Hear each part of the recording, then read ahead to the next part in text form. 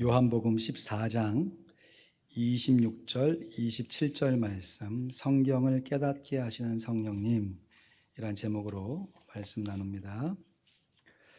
요한복음 14장 26절, 27절 말씀입니다.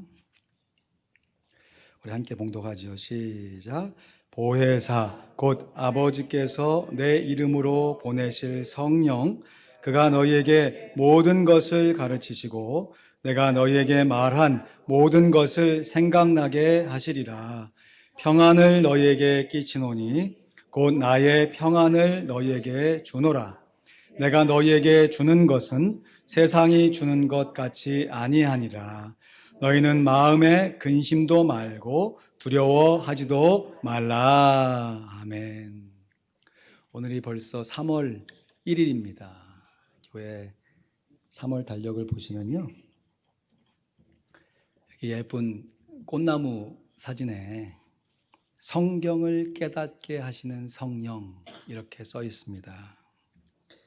3월에는 5주나 있는데요, 주일마다 성령과 성경, 성경과 성령이란 주제로 시리즈 설교를 드리려고 합니다. 오늘은 그 첫 시간으로 성경을 깨닫게 하시는 성령님, 한번 따라 하시죠. 성경을 깨닫게 하시는 성령님, 성경을 깨닫게 하시는 성령님, 이란 제목으로 말씀을 나눕니다. 제목에 맞게 평소보다 조금 더 말씀을 직접 더 많이 찾아보면서 말씀을 나누도록 하겠습니다. 원래 우리들로 하여금 성경을 잘 깨달을 수 있도록 하시는 분은 우리 구주 예수 그리스도이십니다. 누가복음 24장에 보면, 여러분 누가복음 24장을 좀 이제 살펴보셔야죠. 부활하신 예수님께서 엠마오 마을로 가는 2명의 제자들에게 나타나셨습니다. 아직까지 예수님의 부활을 직접 경험하지 못했기 때문에 두 제자들의 마음 가운데는 근심이 가득했습니다. 26절 말씀에 보면, 성경 찾으셨죠? 누가복음 24장 26절에 예수님께서 그리스도가 이런 고난을 받고 자기 영광에 들어가야 할 것이 아니냐 하시면서, 이어지는 27절에 보면 이에 모세와 및 모든 선지자의 글로 시작하여 모든 성경에 쓴 바 자기에 관한 것을 자세히 설명하시니라 했습니다. 그리고 집에서 음식을 나눌 때 예수님께서 축사를 하시는데 갑자기 제자들의 눈이 밝아져서 이분이 예수님이구나 라는 것을 깨닫게 돼요. 그러면서 두 제자가 서로를 바라보면서 아마도 크게 놀라고 기뻐하면서 이렇게 고백했던 것 같아요. 우리 32절 말씀 같이 읽습니다. 누가복음 24장 32절 시작. 저희가 서로 말하되 길에서 우리에게 말씀하시고 우리에게 성경을 풀어주실 때 우리 속에서 마음이 뜨겁지 아니하더냐. 할렐루야. 이뿐만이 아니고요, 예수님께서 다른 제자들에게 나타나셨을 때에도 성경을 깨닫게 하여 주셨습니다. 우리 누가복음 24장 44절, 45절 말씀도 같이 읽습니다. 성경이 없으신가요? 있으신 분 서로 좀 보시고 같이 읽지요. 44절, 45절 시작. 또 이르시되 내가 너희와 함께 있을 때에 너희에게 말한 바 곧 모세의 율법과 선지자의 글과 시편에 나를 가리켜 기록된 모든 것이 이루어져야 하리라 한 말이 이것이라 하시고, 이에 저희 마음을 열어 성경을 깨닫게 하시고. 아멘. 예수님께서 제자들의, 우리들의 마음을 열어서 성경을 깨닫게 해주십니다. 우리들도 성경을 읽으면서 이와 같이 마음이 뜨거워질 때가 있습니다. 저 역시 개인적으로 성경을 읽고 묵상하거나 특별히 주일 설교를 준비하기 위해서 성경 이곳저곳을 함께 살펴보고 연구할 때 마치 말씀이 퍼즐 조각처럼요. 여러분 퍼즐 아시잖아요. 여러 피스가 있는 퍼즐이 땅에 널브러졌을 때는 그냥 뭐가 뭔지 모르겠는데 이것을 맞춰 나가기 시작하면서 어느 정도 윤곽이 잡히면 이게 이걸 얘기하는 거구나 하는 깨달음의 순간이 딱 온단 말이에요. 하나님의 말씀이 어찌 그림 한결같이 서로 연결되고 질서 있고 조화롭게 연결돼 가지고요 예수 그리스도께 딱 맞춰지게 되는지. 예수님이 우리의 왕이시구나. 예수님이 메시아이시구나. 예수님이 하나님의 아들이시구나. 성경 한 구절만 얘기하는 것이 아니라 이곳저곳의 성경이 서로 약속이라는 듯이 서로 연결되어져서 예수님의 구주되심을 드러낼 때, 여러분 제 설교 들을 때 별 감동이 없으신가 보죠? 저는 이런 말을 할 때에도요 마치 닭살이라고 그러잖아요. 온몸에서 막 찌릿찌릿한 그런 전율을 느끼곤 합니다. 오늘 본문 말씀에 보면요 이러한 말씀에 대한 경외함을 예수님만 주시는 것이 아니라 예수님께서 보내주신 우리 안에 내주하시는 성령 하나님께서 역사하신다고 증거하고 있습니다. 오늘 본문으로 다시 돌아오실까요? 요한복음 14장 26절에 보혜사 곧 아버지께서 내 이름으로 보내실 성령 그가 너희에게 모든 것을 가르치시고 내가 너희에게 말한 모든 것을 생각나게 하시리라. 아멘. 잘 돌아오셨는지 확인할 겸 다시 한번 읽어볼까요? 요한복음 14장 26절 시작. 보혜사 곧 아버지께서 내 이름으로 보내실 성령 그가 너희에게 모든 것을 가르치시고 내가 너희에게 말한 모든 것을 생각나게 하시리라. 아멘. 이 말씀이 요한복음 14장 가운데 있는 말씀 아닙니까? 예수님께서 최후의 만찬 석상에서 떡을 떼시고 잔을 나누시고 제자들의 발을 씻겨주셨습니다. 그 후에 베드로에게 닭 울기 전에 네가 나를 3번 부인하리라 말씀하셨어요. 그러자 베드로뿐만 아니라 다른 모든 제자들이 이게 무슨 말이냐, 우리가 왜 주님을 부인하지 하면서 마음 가운데 근심이 가득 차버렸습니다. 그때 예수님께서 제자들을 위로하시면서 하신 말씀이 요한복음 14장의 말씀이에요. 요한복음 14장 1절 말씀 위로 좀 올라가시면요, 너희는 마음에 근심하지 말라. 하나님을 믿으니 나를 믿으라 말씀하세요. 그러면서 예수님께서 내가 지금은 떠나가지만 내가 보내실 성령이 있는데 그 성령님에 관한 증거를 14장, 15장, 16장에 걸쳐서 아주 자세하게 설명하여 주셨습니다. 그 대표적인 구절이 요한복음 14장 16절, 17절 말씀이지요. 찾으셨습니까? 요한복음 14장 16절, 17절 우리 같이 봉독합니다. 시작. 내가 아버지께 구하겠으니 그가 또 다른 보혜사를 너희에게 주사 영원토록 너희와 함께 있게 하시리니 저는 진리의 영이라 세상은 능히 저를 받지 못하나니 이는 저를 보지도 못하고 알지도 못함이라. 그러나 너희는 저를 아나니 저는 너희와 함께 거하시며 또 너희 속에 계시겠음이니라. 아멘. 그런데 이렇게 성령님을 보내주시는 목적을 15절에 분명하게 밝히고 계십니다.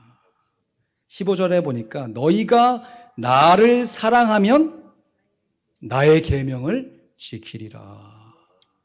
예수님의 계명을 잘 지킬 수 있도록 예수님께서 성령님을 보내주시겠다 약속하신 것이에요. 그래서 그게 순종이지요. 요한복음 14장 21절 암송 구절 아닙니까? 같이 암송하죠. 나의 계명을 시작. 나의 계명을 가지고 지키는 자라야 나를 사랑하는 자니. 나를 사랑하는 자는 내 아버지께 사랑을 받을 것이요 나도 그를 사랑하여 그에게 나를 나타내리라. 아멘. 예수님께서 보내주신 성령님이 예수님께서 하신 말씀을 깨닫게 하시고 생각나게 하셔서 우리로 하여금 예수님의 계명을 지킬 수 있도록 능력을 주신다는 말씀이에요. 그렇다면 예수님의 계명이 무엇이죠? 예수님께서 제자들에게 우리에게 주신 계명이 무엇이지요? 그렇죠. 예수님의 계명은 우리들이 서로 사랑하는 것입니다. 요한복음 13장 34절 35절 다 찾으셔서 같이 읽어야겠죠. 요한복음 13장 34절 35절 말씀 같이 읽습니다. 시작. 새 계명을 너희에게 주노니 서로 사랑하라. 내가 너희를 사랑한 것 같이 너희도 서로 사랑하라. 너희가 서로 사랑하면 이로써 모든 사람이 너희가 내 제자인 줄 알리라. 아멘. 그러자 베드로가 뜬금없이 주여 어디로 가십니까? 물어요. 예수님께서 나의 가는 곳에 너희가 지금은 따라올 수 없으나 후에는 따라올 수 있다. 무슨 말이겠습니까? 내가 보내신 성령을 너희가 받으면 나의 계명이 무엇인지 깨달을 수가 있고 깨달을 뿐만 아니라 그 말씀에 순종하게 될 수 있다 말씀하신 것이죠. 보혜사, 파라클레이토스, 옆에서 도와주시는 분, 우리가 무엇을 할 수 있도록요? 예수님의 말씀을 깨달을 수 있도록, 서로 사랑의 말씀을 깨달을 수 있도록, 지식적으로만 깨닫는 수준이 아니라 그 말씀대로 살아 실천하여 하나님께 영광을 돌릴 수 있도록 성령님께서 성경을 깨닫게 하십니다. 갈라디아서 5장에 보면 그 유명한 성령의 9가지 열매가 기록되어 있습니다. 22절, 23절에 보면 오직 성령의 열매는 사랑과 희락과 화평과 오래 참음과 자비와 양성과 충성과 온유와 절제니 이 같은 것을 금지할 법이 없느니라. 그런데 여러분, 성령의 열매가 꼭 9가지만 되겠습니까? 겸손, 성령의 열매가 아닌가요? 성실, 성령의 열매가 아닌가요? 공의, 거룩, 경건, 이외에도 우리의 인격을 함양시키는 좋은 열매들이 다 성령의 열매들이에요. 그런데 이러한 열매들이 근본적으로 따지고 보면 여러 가지 열매가 아니라 한 가지 열매인 것을 알 수 있습니다. 그래서 오직 성령의 열매는 할 때 영어 성경에도 그렇게 되어 있고요. 헬라어도 그렇게 되어 있어요. 복수로 기록되어 있지 않고 단수로 기록되어 있습니다. The fruit of the Spirit. 성령의 바로 그 열매는 하면서 성령의 열매가 하나인데 그 열매를 맺게 되면 성령의 그 좋은 다른 열매들이 함께 경험되어 줄 수 있음을 증거하고 있는 것이에요. 마치 여러분 즙이 많은 오렌지 한번 생각해 보시죠. 탁 따는데 그냥 즙이 쫙 튀는 오렌지 침이 고이시죠? 분명히 하나 열매잖아요. 근데 그 열매를 까서 거기 있는 껍질을 벗겨내면 그 안에 수많은 알갱이들이 있죠. 성령의 열매는 한 가지, 사랑의 열매입니다.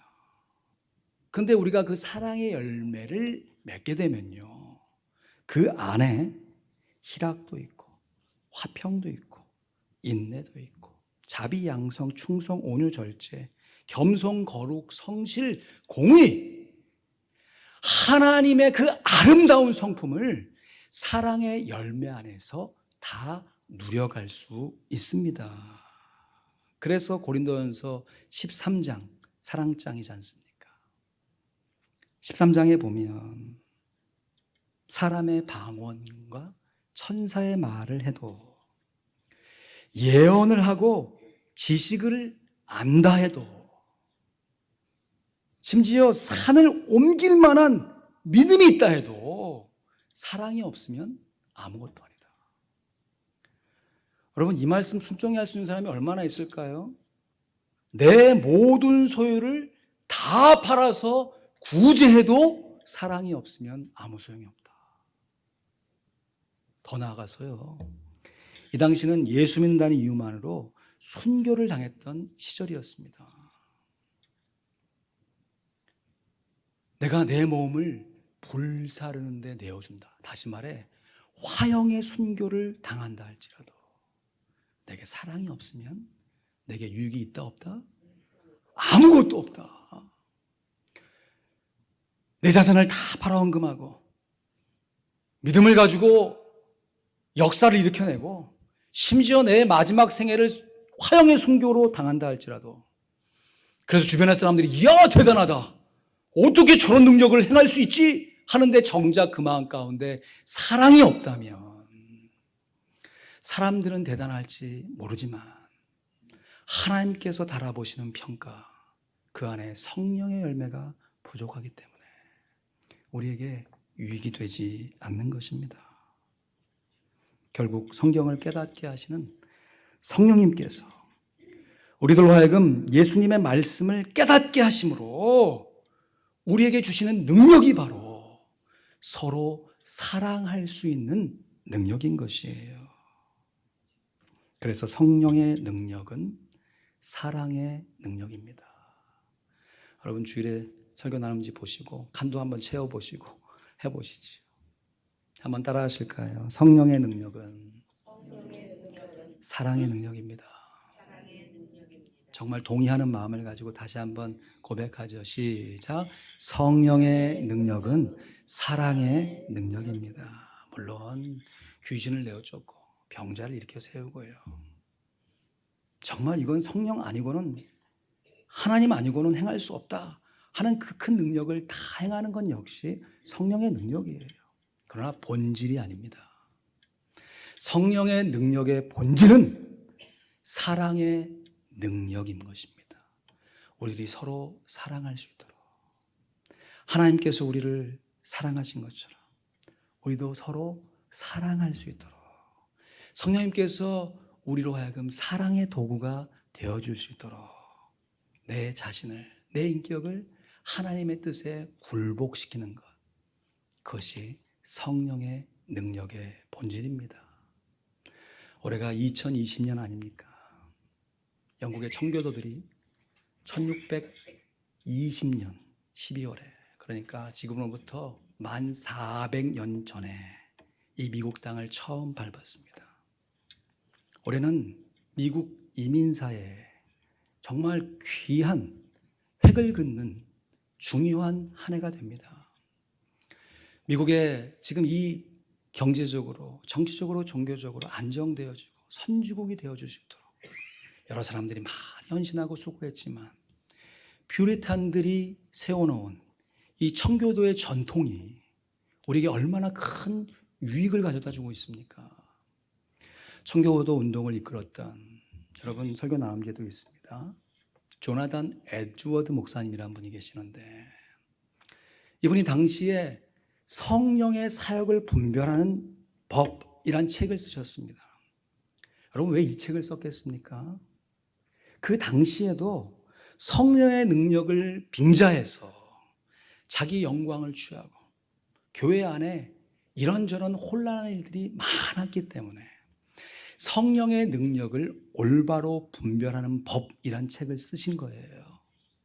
제가 차차 설교 시간마다 하나씩 소개하려고 하는데요, 여러분 설교 나눔지 한번 펴보시겠습니까? 그 중간 가운데 밑에 보시면 조나단 에드워드 목사님이 성령의 참된 사역을 분별하는 특질 중에서 그 중요한 한 가지를 사랑으로 보았습니다.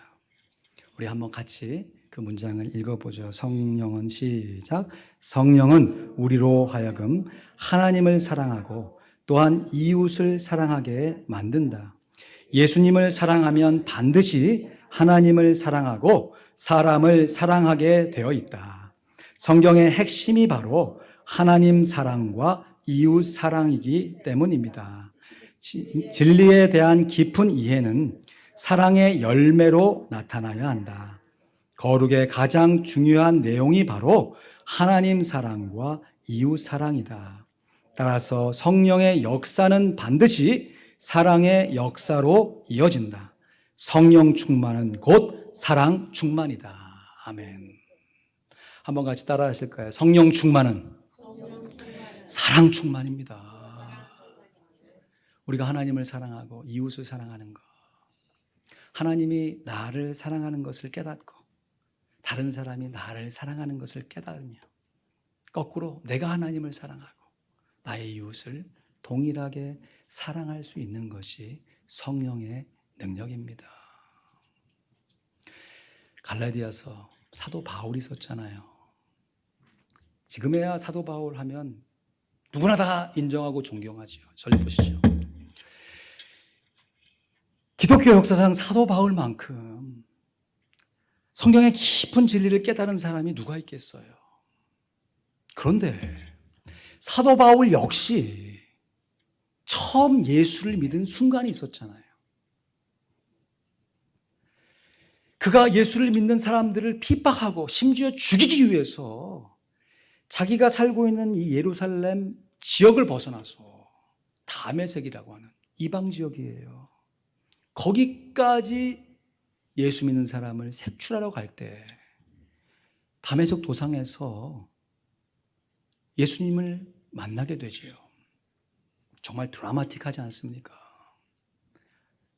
눈이 멀어지게 되고 앞을 못 보는데 강한 빛 가운데 들리는 음성, 사도 바울만 들은 거예요. 당시에는 바울이 아니라 사울이라는 이름으로 불렸기 때문에 사울아 사울아 내가 어찌하여 나를 핍박하느냐. 그러나 사도 바울, 이 당시 사울은 예수님을 핍박하지 않고 예수 믿는 사람을 핍박했던 사람입니다. 그럼에도 예수님은 사울아 사울아 네가 왜 예수 믿는 사람을 핍박하느냐 그렇게 말씀하지 않으시고 네가 왜 나를 예수를 핍박하느냐라고 말씀하셨어요. 여러분 이 말씀을 사랑으로 적용해 보면 여러분 우리가 예수님을 직접 사랑하고 뜨겁게 사랑하고 전심으로 사랑해야 함을 믿습니다. 주님 사랑해요. 온 마음 다해 주님 사랑해요. 온 마음과 정성 다해 저 이 찬양 부르면서 많이 울었습니다. 주님의 나를 향한 그 사랑이 너무 감사하기도 하고 내가 주님께 드리는 사랑이 너무 보잘것없어서 기도 가운데 많이 울면서 찬양했던 노래예요. 물론 우리가 그렇게 개인적으로 주님을 사랑한다 고백하는 것도 귀하지만 성령님께서 성경을 깨닫게 하심으로 예수님의 계명을 지킴을 통하여 예수님을 사랑할 수 있도록 하는 것은 예수 믿는 성도를 사랑하는 것이 곧 예수님을 사랑하는 것입니다. 그래서 요한복음 14장 21절 그리스도께 순종 나의 계명을 같이 시작 나의 계명을 가지고 지키는 자라야 나를 사랑하는 자니 나를 사랑하는 자는 내 아버지께 사랑을 받을 것이요 나도 그를 사랑하여 그에게 나를 나타내리라. 아멘. 사랑하는 성도 여러분, 우리가 원수까지라도 사랑할 수 있어야 하는데 적어도 내 이웃까지는 사랑할 수 있어야 하지 않겠습니까? 여러분 우리가 우리의 이웃까지라도 사랑해야 되는데 함께 신앙생활하는 성도까지는 사랑할 수 있어야 하지 않겠습니까? 우리가 함께 신앙생활하는 성도까지는 사랑할 수 있어야 하는데 적어도 우리의 피부친 가족들은 사랑할 수 있어야 하지 않겠습니까? 성경을 깨닫게 하시는 성령님께서 우리들로 하여금 맺게 하시는 열매는 사랑의 열매입니다. 말씀을 준비하는데 제가 처음 성경을 진지하게 읽었던 그때가 떠올랐습니다. 제가 고등학교 2학년 때, 지금도 너무 감사해요. 제가 성경을 가르쳐 주시고 하루에 성경 5장 읽어야 된다, 주일에는 3장 읽어야 된다, 그래야 성경을 1년에 한 번 읽는다 강조하시면서 성경 읽기를 훈련해 주신 분이 계세요. 그때 성경을 읽을 때, 지금에야 뭐 진짜 좋은 가죽, 얼마나 멋있습니까? 근데 그때는 비닐 가죽으로 까만색 성경책, 그리고 또 예수님의 보혈을 상징한다고 이 겉에 여기가 빨간색으로 되어 있었어요. 그리고 성경을 딱 피면 성경이 가로로 되어 있지 않고 세로로 인쇄가 되어 있었어요. 기억나십니까? 네. 그때 어떤 목사님이 그러시더라고요. 농담 삼아서. 오늘날 성경을 읽는 방식보다 예전에 성경을 읽었던 방식이 훨씬 우리에게 유익이 되는 것 같습니다. 무슨 얘기인가 봤더니, 예전에는 성경을 읽으면서 이게 세로로 되어 있으니까 고개를 끄덕끄덕 하면서 맞습니다, 그렇습니다, 그렇습니다, 순종합니다 이렇게 읽었다는 거예요. 근데 오늘날은 성경 읽기 있는데 절레절레 한다는 거예요. 아닙니다, 못합니다, 할 수 없어요 이러면서 읽는다는 거예요. 농담입니다. 그러나 여러분, 우리가 성경을 아예 모르는 거 아니죠. 성경에서 무엇을 하라는 것을 우리가 아예 모르는 것이 아니죠. 그럼에도 불구하고 예수님께서 성령님을 보내주시고 우리로 하여금 말씀을 깨닫게 하셔서 예수님의 계명을 지켜야만 나를 사랑한다, 나를 사랑해야 아버지께 사랑을 받는다, 분명히 말씀하여 주신 것을 깨달음에도 불구하고 아니요, 저는 그렇게 못합니다, 제 상황이 안 돼 보셨지 않습니까? 변명하고 핑계하는 일이 우리에게 얼마나 많은지 모릅니다. 여러분, 다른 사람을 사랑하여 끝까지 용서하는 일은 십자가를 져야만 할 수 있는 일입니다. 예수님께서 우리의 죄를 용서하실 때 다 됐어, 너 용서받았어, 선언으로 끝내지 않으셨습니다. 수천 년 동안 태초로부터 우리를 구원하시기 위해 계획하신 성부 하나님께서 성자 예수님이 이 땅 가운데 태어나시도록 조성하셨고, 태어나신 예수님께서 우리가 똑같은 육신과 성정을 가지시고 이 세상을 살아가시되 죄를 짓지 않으시는 의인된 예수님께서 우리의 죄를 용서해 주셨습니다. 여러분, 예수님께서 죄를 용서하실 때 달리신 십자가, 육신의 고통만이 아닙니다. 수많은 멸시와 조소, 조롱과 비난. 여러분, 우리가 예수님이 받으셨던 그 한 가지만이라도 우리 마음 가운데 상처의 말로 박힌다면, 여러분, 우리가 그 상처를 어떻게 극복해낼 수 있겠습니까? 지카지키에 메시아면 메시아지, 다른 사람을 구원한다고 하면서 지 자신은 구원 못하고, 네 하는 짓이 그러면서 누구를 위해서 신앙생활 한다고. 여러분, 이러한 말을 들을 때 우리 마음 가운데 하나님께서 나를 사랑하시는, 예수님의 계명에 순종하시는 성령 하나님의 능력으로 충만하기 위해서 내 자신을 굴복시키고 부인할 수 있는 것이 바로 성령의 능력인 것이에요. 성경을 우리가 읽는 가장 큰 이유는 성경을 깨닫기 위함입니다. 우리들이 성경을 깨닫기 원하는 가장 큰 이유는 성경의 말씀대로 순종하기 위함입니다. 말씀을 맺습니다. 이제 3월 15일 오후 5시에 우리 교회 헌당 감사 예배를 하나님 앞에 올리게 됩니다. 우리를 통해 역사하신 하나님의 그 귀한 사랑과 인내와 감사를 하나님 앞에 겸손하게 올리는 귀한 예배의 시간이 될 것입니다. 그때 설교를 우리 노회 공로 목사님이신 송영성 목사님이 하시게 돼요. 이미 설교 본문과 제목을 다 받아서 순서지를 만들고 있는데요. 말씀의 제목이 반석 위에 세운 교회. 한번 따라 하실까요? 반석 위에 세운 교회. 할렐루야. 우리 교회가 반석 위에 세운 교회가 되어야 한다 하는 제목으로 말씀을 증거하실 거예요. 근데 그 제목의 설교의 본문이 어디겠습니까? 마태복음 7장에 산상수훈의 결론으로 예수님이 하신 그 말씀 한번 찾아볼까요? 마태복음 7장 우리 24절로 27절 말씀 우리 같이 읽음으로 오늘 말씀을 마무리합니다. 마태복음 7장 24절로 27절 말씀, 반석 위에 세운 교회, 말씀에 순종하는 성도. 마태복음 7장 24절에서 27절 우리 천천히 한 목소리로 봉독합니다. 마태복음 7장 24절로 27절입니다. 그러므로 시작.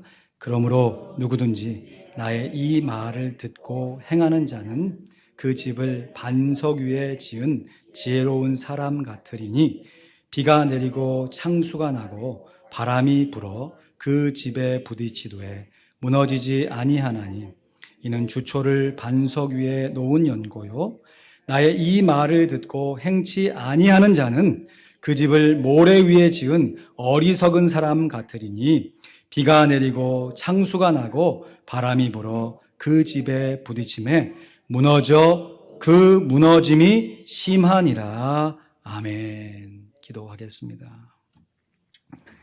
이 시간은 평소보다 조금 더 오래 기도하길 원합니다. 그리스도께 순종, 예수님의 말씀에 순종하는 것이 하나님을 사랑하고 이웃을 사랑하는 것입니다.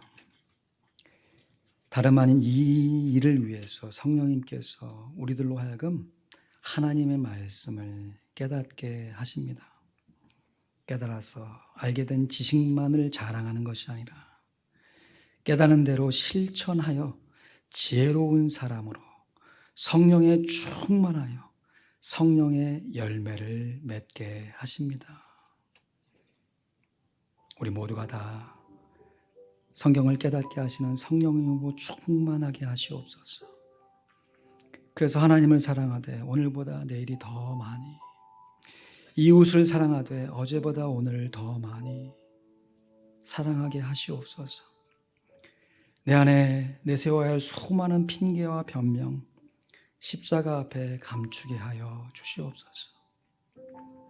사람을 심판하고 판단하는 것은 우리가 아니라 하나님이십니다. 하나님의 손에 맡겨드리고 하나님의 명령에 순종하는 우리가 되길 원합니다. 그래서 이 땅 살아가면서 우리가 서로 사랑할 때 세상의 모든 사람이 우리가 예수님의 제자인 것을 친히 알게 되어 하나님 앞에 영광을 더 많이 돌리게 하시고 주의 복음을 더 직접적으로 담대하게 증거하게 하시옵소서. 이 시간 말씀 들으실 때 스쳐 지나갔던 여러분의 귀한 가정의 식구들, 교회의 성도들, 내가 품어야 할 귀한 전도 대상자들 생각나시는 대로 위해서 중보하시며 축복하시면서 오늘 말씀대로 살아갈 수 있는 능력을 허락해 달라고 이 시간 통성으로 합심하여 오랜 시간 함께 기도하겠습니다.